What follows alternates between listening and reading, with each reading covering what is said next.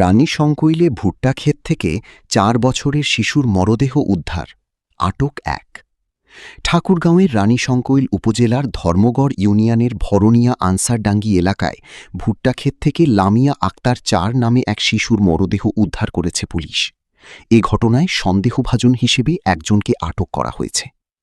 স্থানীয় সূত্রে জানা যায়, শিশুটি নিখোঁজ হওয়ার পর পরিবারের সদস্যরা বিভিন্ন স্থানে খোঁজাখুঁজি শুরু করেন। পরে এলাকার একটি ভুট্টা ক্ষেত থেকে তার মরদেহ উদ্ধার করা হয়। খবর পেয়ে রানী শঙ্কৈল থানা পুলিশ ঘটনাস্থলে পৌঁছে মরদেহ উদ্ধার করে থানায় নিয়ে যায়। ঘটনার সত্যতা নিশ্চিত করে পুলিশ জানায়, মৃত্যুর কারণ উদ্ঘাটনে তদন্ত চলছে। এ ঘটনায় জিজ্ঞাসাবাদের জন্য সন্দেহজনকভাবে একজনকে আটক করা হয়েছে। মরদেহ ময়নাতদন্তের জন্য মর্গে পাঠানোর প্রস্তুতি চলছে বলে জানিয়েছে পুলিশ। এলাকায় ঘটনাটি নিয়ে চাঞ্চল্যের সৃষ্টি হয়েছে।